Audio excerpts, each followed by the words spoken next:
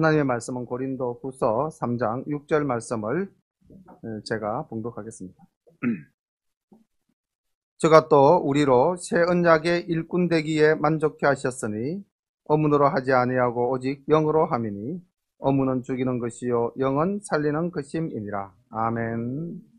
바울이 참 힘들었던 게, 우리가 사도하면은 그 사도의 개념을 어떻게 내립니까? 사도하면은 예수님의 12제자. 이제 그게 쉽게 말하면 예수님과 함께 동역한 사람들, 막 이렇게 이제 사도라고 정의를 했을 때, 바울에게 있어서의 이 사도성은 항상 이렇게 좀 뭔가 음인포가 따라붙는 그런 위치에 있었습니다. 그래서 사실 바울이 다메섹으로 가다가 만난 주님을 증거함에 있어서 본인은 누구보다도 당당하게 주님을 만났노라고 이야기할 수 있지만은 사실 그 주변의 많은 사람들은 잘 인정하지를 않았습니다. 그래서 결국은 나중에 예루살렘 교회에 올라가서 베드로와 야고보로부터 이제 사도성을 인정받고 안디옥 교회로 내려가서 섬기다가 이제 이방 선교를 위해서 이렇게 나서게 되었는데, 오늘 우리가 이 3장에서 만나게 되는 바울의 이 마음은 그 당시 고린도 교회에 들어왔던 거짓 사도들, 그러니까 그 사람들도 온전한 사도가 아니죠. 우리가 사도 그러면 예수님의 12제자 외에는 그리고 바울 외에는 사도가 없으니까요. 단지 이제 예루살렘 교회에서 주님을 만났던 유대인들 중에 바리새파들이라든지 아니면 뭐 서기관급들이라든지 이런 사람들이 이제 자기가 가진 율법의 어떤 지식을 가지고 바울이 개척해 놓은 교회에 가서 율법을 증거하면서 자신들의 주장으로서 말씀을 혼잡하게 하였고, 또 그러면서 바울을 공격했습니다. 뭐라고 이야기를 했냐면, 우리는 예루살렘 교회에서 사도라고 인정한 인정서를 가지고 있다. 그런데 바울은 그런 인정서를 너희들한테 내보인 적이 있느냐?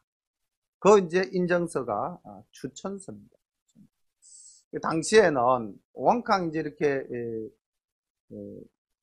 바깥에 이단 세력들이 교회 안으로 들어왔기 때문에 아마 예루살렘 교회에서 일부 그 교회에서 파송한 사람들에게 이런 추천서를 써주던 관례가 있었던 것 같아요.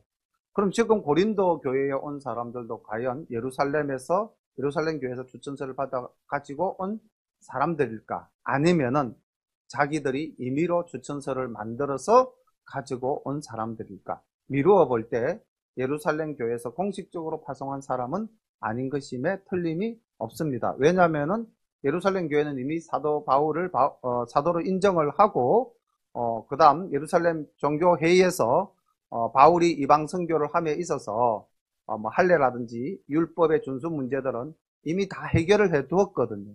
그런데 그 이후에 교회에 들어온 사람들은 이미 예루살렘 교회에서 정리해 놓은 할례와 율법을 계속해서 강조했기 때문에 그들은 틀림없는 이단들이었습니다.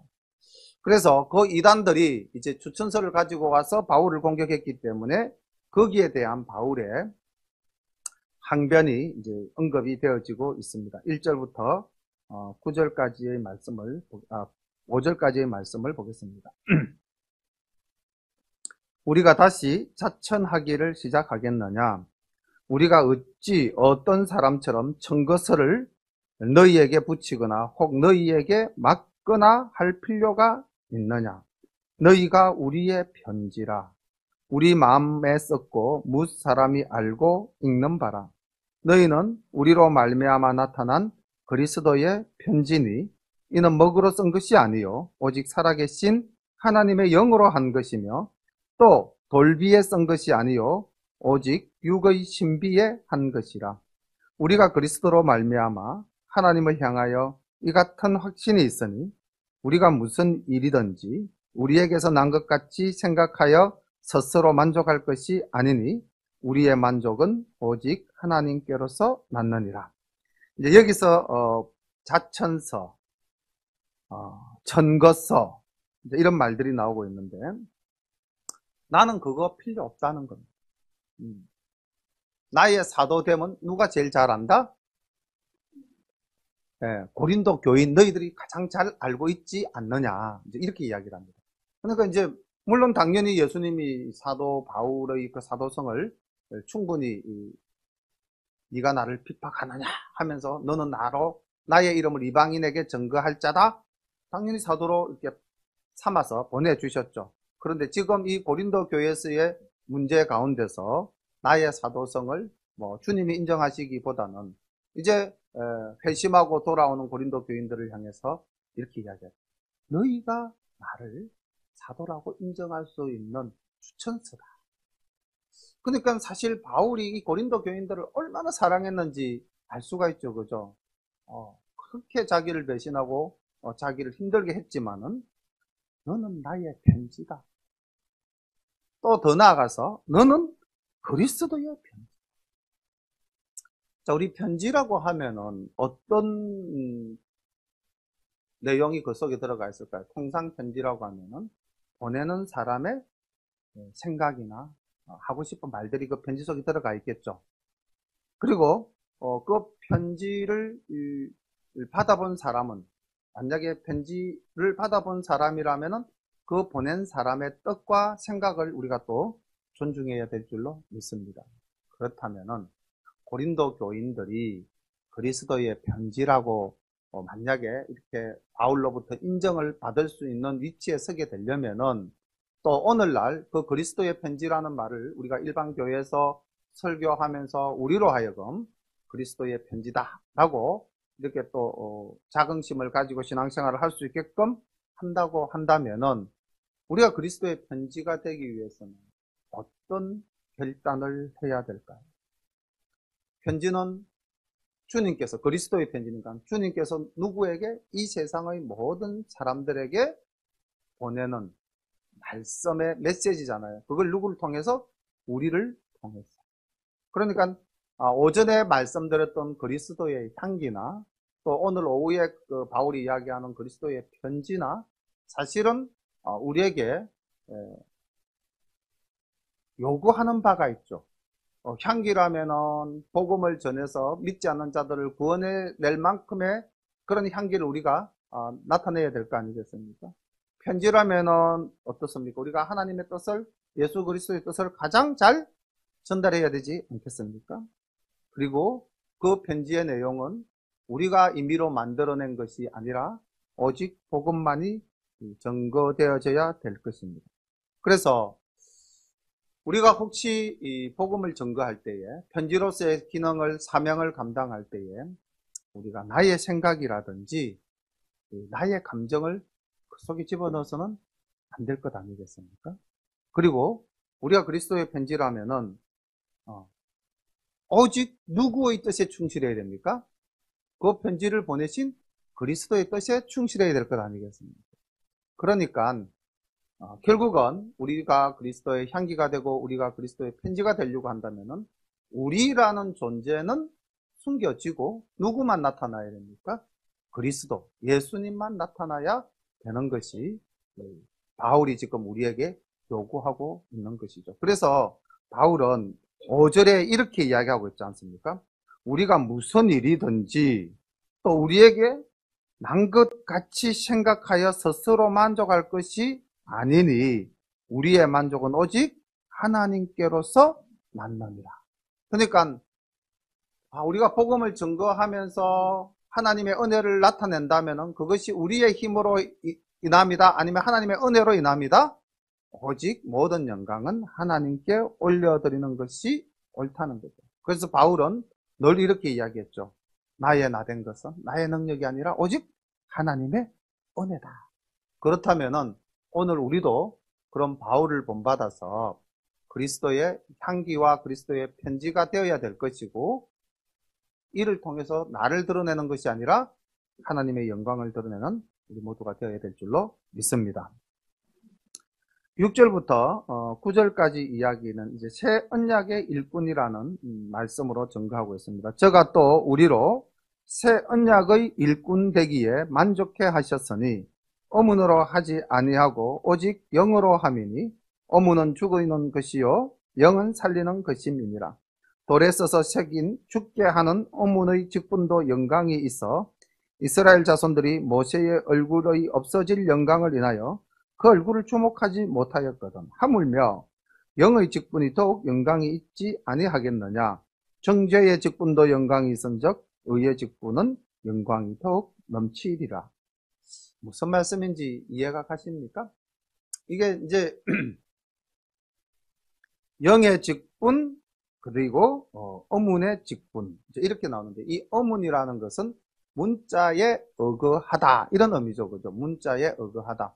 그럼 이 어문이라는 말을 다시 간단한 다른 용어로 바꾸면 율법이라고 보셔도 크게 무리가 없겠습니다. 지금 바울은 우리의 사도성, 그리고 이제 물론 바울의 사도성도 있지만은 이제 내 말을 들은 고린도 교회 너희들도 이제 하나님의 백성으로서 너희들도 복음의 전거자가 되어야 된다. 그러면서 이제 우리 모두가 주님의 새로운 일꾼이다. 이걸 강조하면서 우리의 이 일꾼됨은 무엇으로 말미암아 이루어졌다? 성령님의 역사로 이루어졌다. 지금 영어로 이루어졌다라고 이야기를 합니다. 그렇다면 그 당시 교회에 들어온 아까 말씀드렸던 거짓 사도들은 무엇을 바탕으로 해서 지금 자신들의 사도성을 이야기하고 있습니까? 율법, 그리고 아까 말씀드렸던 할례, 어떤 전통과 율법을 가지고 그들의 사도성을 이야기하고 있는 거죠. 그러면서 자기들은 공공연히 우리가 모세의 후예다 이제 이런 이야기를 하는 거예요.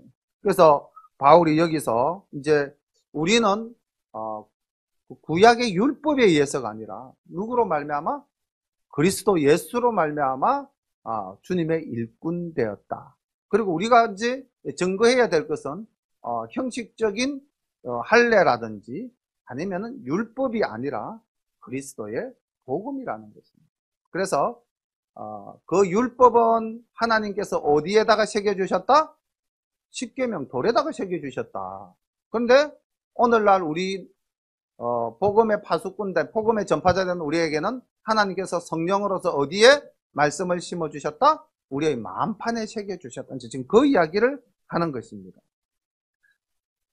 율법으로 하지 아니하고 오직 성령님으로 함께하는 우리들은 죽이는 율법에 의한 것이 아니라 살리는 성령님에 의한 것이다. 돌에 써서 새긴 죽게 하는 어문의 직분도 영광이 있다. 이게 이제 무슨 이야기냐면 우리가 출애굽기 34장 29절 이하의 이제 이야기를 참고로 하면 이 내용은 좀 더 쉽게 이해할 수 있습니다. 무슨 말이냐면은 모세가 시내산에 올라가서 하나님의 말씀을 받아서 내려올 때 두 번째로 그 얼굴의 광채가 너무 빛이 나가지고 사람들이 모세를 감히 바라보지를 못했어요. 그래서 모세가 그 얼굴에 수건으로서 그 빛을 하나님의 영광을 가리웠다는 이제 이 이야기가 출애굽기 34장 29절 이하 33절까지 쭉 나옵니다. 바울이 지금 이 부분을 이야기하는 거예요. 그러니까 돌판에 새긴 하나님의 말씀을 증거하는 모세의 영광이 영원한 영광이었습니까? 아니면 일시적인 영광이었습니까? 그 얼굴의 광채가 모세가 죽을 때까지 계속 빛이 난 것 아니었죠. 일시적이었다. 제한적이었다. 그런 그 일시적인 영광을 누리는 직분을 가진 것도 영광이라고 하는데, 우리 7절부터 8절까지를 보면은, 이제 8절에 보면은, 하물며 영의 직분이 더욱 영광이 있지 아니하겠느냐. 그러니까 모세의 그 일시적인 그 광채를 많은 사람들은 부러워하고 동경하고 또 그 직분을 사모했다면은 오늘 우리는 하나님 나라에서 영원히 해같이 빛날 그 영광을 받은 자들인데 어떻게 우리가 그 직분을 귀하게 생각하지 않겠느냐 이 말입니다. 자, 그렇다면은 오늘날 우리 예배 드리는 우리 모두는 어떤 직분을 받았습니까? 일시적인 직분입니까? 아니면은 영원한 영광의 직분입니까? 우린 영원한 영광의 직분을 받은 사람들이라는 거죠. 바울이 지금 그것을 이야기하고 있습니다. 쉽게 말하면은 고린도 교회에 들어와서 너희를 어지럽히는 자는 일시적인 율법의 후예이지만 너희들은 복음을 통해서 영원히 하나님 나라에서 영광을 누릴 사람들이다. 그러니 부러워할 것 있다 없다? 없다. 넘어갈 것 있다 없다? 넘어갈 것 없다. 그 이야기를 하고 있는 것입니다. 그리고 우리는 영광스러운 존재다. 그런 자부심을 심어주고 있는 것입니다. 세 번째 이야기로 그럼 우리가 이렇게 영광의 직분을 받았는데 우리가 어떤 소망을 가져야 할 것인가, 여기에 대해서 바울이 이야기를 하고 있습니다. 10절, 영광되었던 것이 더 큰 영광을 인하여 이에 영광될 것이 없으나 없어질 것도 영광으로 말미암았은즉 길이 있을 것은 더욱 영광 가운데 있느니라. 우리가 이 같은 소망이 있으므로 담대히 말하노니 우리는 모세가 이스라엘 자손들로 장차 없어질 것의 결국을 주목치 못하게 하려고 수건을 그 얼굴에 쓴 것 같이 아니하노라. 그러나 저희 마음이 완고하여 오늘까지라도 구약을 읽을 때에 그 수건이 오히려 벗어지지 아니하고 있으니 그 수건은 그리스도 안에서 없어질 것이라. 오늘까지 모세의 글을 읽을 때에 수건이 오히려 그 마음을 덮었도다. 그러나 언제든지 주께로 돌아가면 그 수건이 벗어지리라. 주는 영이시니 주의 영이 계신 곳에는 자유함이 있느니라. 우리가 다 수건을 벗은 얼굴로 거울을 보는 것 같이 주의 영광을 보매 저와 같은 형상으로 화하여 영광으로 영광에 이르니 곧 주의 영으로 말미암음이니라. 아멘. 그러니까 그 모세의 영광, 잠시 이 십계명을 받아서 그 얼굴이 빛났던 것, 그리고 그것을 가리기 위해서 수건을 썼던 것, 이제 이 사실을 가지고 바울은 여전히 율법에 얽매여 있는 그 당시의 수많은 유대인들을 이야기하는 거예요. 그리고 그 유대인들과는 격이 다른 더 큰 영광을 누릴 누구를 이야기하는 겁니까? 하나님의 새로운 일꾼이 된 우리들을 비교해서 이야기하고 있습니다. 그리고 우리들의 종국은, 우리들의 마지막은 모세의 그 일시적인 영광, 사라질 영광이 아니라 어떤 영광이냐? 18절에서 우리가 다 수건을 벗은 얼굴로 거울을 보는 것 같이, 그 다음 말씀이죠. 주의 영광을 보니 저와 같은 형상으로 화하여 영광으로 영광에 이르니 곧 주의 영으로 말미암습니다. 우리 성령님의 역사하심으로 말미암아 주님과 같은 영광을 누리는 자리에 올라가게 할 것이다. 이것이 우리의 소망이라는 겁니다. 그런데 지금 복음을 받아들이지 않아야 하는 자, 여전히 모세의 그 얼굴을 가려웠던 수건과 같은 육신의 어떤 그런 그 안목에 젖어 있는 자들, 과거의 전통에 젖어 있는 자들, 예수 그리스도를 여전히 받아들이지 않는 자들, 그 사람들은 우리가 누릴 소망을 누리지 못한다는 겁니다. 그런데 아까 우리가 오전에 봤던 말씀 속에 이런 말씀이 숨겨져 있었죠. 혹시 그때 깊이 생각하셨는지는 모르겠는데 16절에 보면 2장에 이런 말씀이 있었습니다. 우리가 그리스도의 향기로 그들에게 다가간다 할지라도 어떻습니까? 이 사람에게는 사망으로 쫓아 사망에 이르는 냄새요, 저 사람에게는 생명으로 쫓아 생명에 이르는 냄새라. 누가 이것을 감당하리요? 이런 말씀이 있었어요.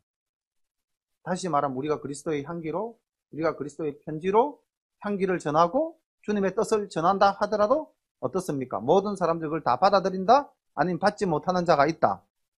받지 못하는 자가 있다는 겁니다. 그 받지 못하는 자를 지금 3장에서는 어떻게 바울이 이야기를 하고 있냐면은 수건을 벗지 못하는 자, 이렇게 이야기를 하고 있습니다. 14절에 보니까 이렇게 되어 있지 않습니까? 저희 마음이 완고하여 오늘날까지라도 구약을 읽을 때에 그 수건이 오히려 벗어지지 아니하고 있으니, 15절에 보면은 오늘까지 모세의 글을 읽을 때에 수건이 오히려 그 마음을 덮었도다. 그러니까 여전히 복음이 오늘날 우리의 증거에 의해서 전파되어져도 여전히 그 구약의 율법에 얽매인 자들은 자기를 내려놓지 못한다는 겁니다. 변화되지 않는다는 거죠. 그리스도가 이 땅에 오셔서 십자가를 지셨음에도 불구하고 살아나셔서 부활하셔서 성천하시는 모습을 보였음에도 불구하고 여전히 율법에 젖어 있었던 사람들은 율법에 젖어서 복음을 받아들이지 않았다는 겁니다. 이렇게 썬뿌리는 완고하다는 거죠. 자, 그렇다면 우리는 오늘날 신앙생활하는 우리 열린 공동체는 율법에 의해서 수건이 쓰여져서 우리가 복음을 받아들이지 못하는 정도의 상황은 아니라고 생각을 합니다. 그렇다면 오늘 여기서 조금 우리가 확대 해석을 해서 오늘날 내 얼굴을 덮고 있는 수건이 혹 있는가? 만약에 있다면 그 수건은 무엇인가? 이거 오늘 우리 한번 질문을 나 스스로에게 던져보는 것이 어떨까요? 내가 여전히 예수님을 구주로 영접하여 우리가 하나님 나라에서 그 예수님의 영광을 함께 누리는 그 영광스러운 존재로 우린 틀림없이 천국에 갈 것이다. 이 소망을 품고 우리가 오늘날 살아가고 있다면은 아마 내 얼굴을 가린 수건이 없겠죠. 그렇지 않습니까? 그런데 만약에 내가 예수님을 믿지만은 뭔가 그 말씀을 온전히 아멘으로 받아들이지 못하고 내 자신이 변화되어지지 못한다면은 그렇게 나를 가로막는 그 수건이 무엇인가? 그것을 우리가 오늘 본문 속에서 한번 깊이 생각해 보았으면 참 좋겠다라고 생각을 합니다. 그리고 우리가 이제 그 영광스러운 존재가 되기 위해서는 그럼 예수님을 주님으로 믿으면은 믿기만 하면은 그럼 그 영광스러운 존재로 무조건 다 변화되어지는가? 어떻습니까? 그대로 변화되어질까요? 안 될까요? 너무 깊은 묵상을 하시는 것 같은데 답은 그렇게 깊이 묵상 안 하셔도 쉽게 나타날 수 있습니다. 어디를 보면 되냐면은 베드로 후서 1장을 보면은 우리가 오늘 여기 우리가 주의 영광을 볼 때 주님과 같은 형상으로 변화한다. 이렇게 이제 바울 사도가 기록하고 있는데 동일한 의미를 가진 내용이 베드로 후서 1장 4절에 보면은 1장 4절에 보면은 어떤 낱말로 베드로 사도가 고백하고 있냐면은 신의 성품에 참여하는 자 이렇게 되어 있습니다. 오늘 우리가 예배 전에 참 원하고 바라고 기도합니다라는 이 찬양의 내용 중에서 하나님의 그 꿈이 우리의 비전이 되고 주님의 그 놀라우신 성품이 우리의 인격이 되기를 원하고 바라고 기도합니다 라고 찬양으로 고백하지 않았습니까? 우리가 찬양을 부르면은 이 리듬을 따라가기 때문에 곡조를 따라가기 때문에 가사를 조금 이렇게 깊이 새기지 않는 경우도 있죠. 음악의 리듬에 또는 음악의 그 가락에 젖어가다 보면. 근데 사실 굉장한 고백 아닙니까? 하나님의 꿈이 나의 비전이 된다. 예수님의 그 성품이 나의 인격이 된다. 이거 오늘날 우리 고린도 후서 3장에서 보았던 주님의 영광을 보니 저와 같은 영광으로 형상으로 화한다 라는 말씀이나 베드로 후서 1장 4절에서 우리가 신의 성품에 참여하게 된다 라는 거나 다 같은 고백이지 않습니까? 그런데 이렇게 우리가 되기를 원한다면은 어떠해야 할 것인가? 사도 베드로는 우리에게 정확하게 이야기해 주고 있습니다. 5절을 우리 다 찾으신 줄로 믿고 베드로 후서 1장 5절 우리 아직 안 찾으셨습니까? 베드로 후서 1장 5절 5절에서부터 6절 7절까지 함께 봉독을 하겠습니다. 4절부터 할까요? 4절부터 봅니다. 시작. 이로써 그 보배롭고 지극히 큰 약속을 우리에게 주사 이 약속으로 말미암아 너희로 정욕을 인하여 세상에서 썩어질 것을 피하여 신의 성품에 참여하는 자가 되게 하려 하였으니 이러므로 너희가 더욱 힘써 너희 믿음의 덕의 지식을, 지식의 절제를, 절제의 인내를, 인내의 경건을, 경건의 형제 우애를, 형제 우애의 사랑을 공급하라. 아멘. 예. 그럼 이렇게 할 때 어떻게 되냐? 10절로 넘어가서 봅니다. 10절, 11절까지 봉독합니다. 시작. 그러므로 형제들아 더욱 힘써 너희 부르심과 택하심을 굳게 하라. 너희가 이것을 행한 적 언제든지 실족지 아니하리라. 이같이 하면 우리 주 곧 구주 예수 그리스도의 영원한 나라에 들어감을 넉넉히 너희에게 주시리라. 아멘. 자, 무조건 믿으면 된다는 거 아니죠. 근데 한국 교회에서 수많은 성도님들이 그냥 믿으면 된다라는 이런 맹목적인 신앙으로 살아왔는데, 사실은 믿으면 된다가 아니라 믿음의 무엇을? 자, 너희 믿음의 무엇을? 덕을. 오늘 그 바울이 아까 그 교회를 어지럽힌 자를 뭐라고 그랬습니까? 용서하라 그랬잖아요. 사랑하라 그랬잖아요. 항상 우리가 덕을 베풀어야 돼요. 믿는다고 끝난 것이 아니라, 믿는다면은 무엇이든지 내가 가진 것을 상대방에게 베풀어서 상대방이 뭐 나에게 감사하다라는 말을 하든 하지 않든 관계없이 우리는 덕을 베푸는 자가 되어야 될 것입니다. 그리고 그 다음 덕에 무엇을 더하라고 했습니까? 지식을. 저는 우리 교회 성도님들이 뭐 성경을 아는 지식에 있어서는 상당한 수준에 다 올라와 있지 않으신가, 그렇게 생각을 합니다. 그런데 이 지식도 맹목적인 지식이 되어서는 안 될 것입니다. 지식은 사람을 교만하게 할 위험성이 굉장히 높은 것이죠. 그래서 사도 베드로는 바로 절제를 요구하고 있습니다. 절제. 안다고 교만하지 말라는 것입니다. 더욱더 겸손하게. 그리고 절제의 인내. 우리가 이 땅을 살아가면서 참기 어려운 일들 참 많지 않습니까? 이런 과정들을 다 겪어서 체득화해야 된다는 거죠. 내것화시켜야 된다는 겁니다. 그리고 다음 인내 다음에 경건함을.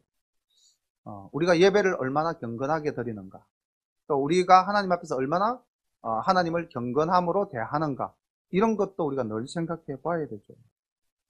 아까 그 점심 식사할 때에 우리 오늘 지금 오후 예배도 참석을 해 주셨는데 같이 옆에서 이제 식사를 하게 됐는데, 군대 생활 이야기를 잠깐 하면서 제가 경험하지 못한 군대 이야기를 하나 하시더라고요. 이게 이제 굉장히 오랜 시간, 20년 넘게 이제 군 생활을 하면서 뭐 이렇게 이제 여러 부대를 이렇게 이제 방문을 하셨다고 하면서 미국 군인들이 예배드리는 교회에 이제 갔던 경험을 아까 말씀을 하신 이 부분하고 좀 이렇게 관계가 있어서 번뜩 생각이 납니다. 얼마나 그 미국인들이 뭐 평상시 군 생활 마치고 나서 생활은 뭐 굉장히 자유롭게 하지만은 일과 시간이 끝나면 개인 시간은 뭐 굉장히 자유롭답니다. 근데 하나님께 예배 드릴 때만큼은 굉장히 엄격했다 그래요. 자기가 이제 가서 우리 조집사님이 군 생활 하면서 미국인 교회에 가서 딱 예배 드리는 모습을 볼 때 그 자세나 뭐 복장이나 그 모든 것들이 하나님 앞에서의 어떤 그런 경건함이 없으면은 바로 돌려보내버렸다. 그런 것을 보셨다는지 그렇게 말씀을 하시더라고요. 사실 우리도 한때는, 제가 어렸을 때 기억인 것 같아요. 70년대 교회를 생각해 보면 항상 그 어르신들이 교회를 가기 전에는 옷이나 뭐든지 단정하게 해가지고 이렇게 이제 교회를 가셨던 시절도 제 어릴 때의 추억 속에 조금 남아 있는 것 같아요. 어렴풋이. 그리고 또 뭐 어린 저희들이 교회를 갈 때도 항상 부모님이 옷을 이렇게 깨끗하게 다듬어서 이렇게 이제 챙겨서 입혀서 보내셨던 그런 기억도 좀 남아 있습니다. 근데 언젠가부터 사람들이 굉장히 이제 일상의 그 편리함에 젖어서 뭐 그냥 우리가 예배에 대해서도 좀 이런 경건성을 상실하고 오늘날 우리가 살아가고 있지 않나 이렇게 생각을 하는데, 어쨌든 예수 믿는 우리는 어떤 그 신앙의 단계에 있어서 한 단계 한 단계 아까 말씀드렸던 오전에 말씀드렸던 성숙의 과정을 지녀야 될 줄로 믿습니다. 경건함, 경건함에 형제 우애, 그리고 마지막으로 형제 우애의 사랑. 이게 형제 우애나 사랑은 사실은 비슷한 내용이죠. 그러니까 우리 이 열린 공동체가 정말 신의 성품에 참여하고 주님의 그 영화로운 그 영광을 함께 누리는 자가 되기를 소망한다면은, 우리가 하나님 나라에 정말 천국에 들어가시기를 소망한다면은, 그 나라에서 주님과 동일한 모습으로 우리가 살고자 한다면은, 그런 소망을, 하나님의 꿈이 나의 비전이 되기를 원하신다면, 그 주님의 성품을 닮아서 우리가 인격적으로 나타나 살아야 되지 않느냐. 그것이 바로 향기고 편지요 새 일꾼의 모습이지 않겠습니까? 그래서 2019년을 마무리하시면서 또 2020년을 기대하면서 우리의 얼굴을 가리웠던 수건이 무엇인가? 나는 뭐 수건이 없었다면 정말 좋겠습니다. 근데 반드시 우리가 한 번 더 내 자신을 돌아보면은 나의 얼굴을 가리웠던 어떤 오늘 사도 베드로가 말했던 우리가 신의 성품에 참여하기 위한 8가지 단계를 볼 때도 내가 좀 덕이 부족했다든지 아니면 형제 우애가 부족했다든지 경건함이 부족했다든지 뭔가 있을 수도 있고요. 또 하나님의 말씀을 아멘으로 영접하지 못하게끔 하는 그 사탄의 괴계가 내 속에 있었음을 우리가 발견해낼 수 있는 그런 능력도 우리에게는 있습니다. 아까 바울이 2장 11절에서 분명히 이렇게 말했거든요. 이는 우리로 사단에 속지 않게 하려 함이라. 우리가 그 괴계를 알지 못하는 바가 아니로다. 우리가 조금만 깨어서 기도하면은 내 속에 사탄이 무엇을 가지고 나를 움직이고 있다는 것을 우리는 발견할 수 있다는 것입니다. 우리가 조금만 더 기도하고 깨어 있으면은 내 얼굴을 가린 수건이 무엇인지 우리 고백할 수 있다는 것입니다. 근데 때로는 우리가 나의 자아 때문에 그것을 고백하지 못하는 경우도 있고, 또 여전히 그냥 쓰고 있는 것이 편하다 해서 쓰고 있을 수도 있겠죠. 그런데 우리는 결단해야 됩니다. 오늘 설교 제목이 주보에 적힌 대로 그리스도의 새 일꾼 아닙니다. 새 언약의 일꾼입니다. 우리는 그리스도의 편지입니다. 이것도 오늘 제목으로 이렇게 삼아도 되고요. 또 우리가 오늘 오전에 설교 그 제목을 삼은 그리스도의 향기입니다. 우리는 그리스도의 향기, 우리는 그리스도의 편지, 우리는 언약의 새 일꾼. 오늘 고린도후서 2장과 3장을 통해서 바울 사도는 우리에게 이런 사명, 사도로서 받은 사명을 자각하고 그 사명을 감당하는 우리가 되자. 계속해서 4장, 5장, 6장, 7장까지 사도 바울의 그런 사도성에 대해서 사도로서의 직분을 받은 우리는 어떤 자세로 살아야 될 것인가, 자기 스스로가 모범을 보이는 그러한 모습의 고백들을 계속해 나가고 있습니다. 그래서 바울은 이 부분에 있어서는 굉장한 자신을 가지고 있었죠. 나를 본받는 자가 되라. 그리스도 앞에서. 이게 바울이 이야기한 것은 내가 그리스도를 사랑하고 그리스도를 위해서 힘쓰고 수고한 것, 나 그 부분만큼은 주님께 인정받을 수 있어. 그러니 너희들도 적어도 예수님을 믿으려면은 나 정도로 믿어라. 이렇게 이제 자랑스럽게 이야기할 수 있을 만큼 사도 바울은 정말 주님 위해서 살아갔다는 것. 우리가 사도행전을 통해서나 아니면 이렇게 고린도 전후서라든지 또는 갈라디아서라든지 또는 로마서라든지 이런 사도 바울의 편지를 보면서 우리는 얼마든지 발견해낼 수 있지 않습니까? 우리 열린가족 여러분들도 2019년 이 해가 다 가기 전에 반드시 수건을 벗는 그런 놀라운 은혜를 누리는 모든 열린가족 되시기를 소망합니다. 이제 우리 주신 말씀 붙잡고 또 함께 기도하면서 하나님, 우리는 주님의 편지입니다.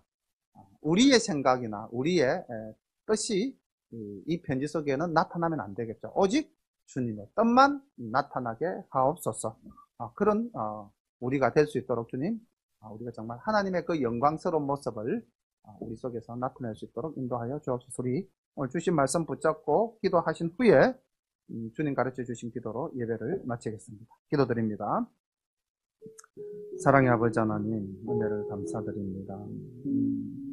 하나님께서 맡겨주신 언약의 일꾼이라는 이 직분이 우리에게 얼마나 크고 얼마나 아름답고 또 얼마나 영광스러운 직분인지 하나님 깊이 깨닫는 저희들 되게 하여 주옵소서. 하나님 우리 아버지, 우리는 그저 예수 믿는 것이 너무나 평범하고 일상적인 것처럼 생각하며 살아가는 그런 삶의 여정 속에 있는데, 하나님 다시 한번 더 우리가 깊이 생각해 보면은 우리는 그저 예수님을 믿는 존재가 아니라 주님의 향기로서, 주님의 편지로서, 주님의 일꾼으로서 반드시 맡겨주신 사명을 감당해야 되는 자인 줄로 믿습니다.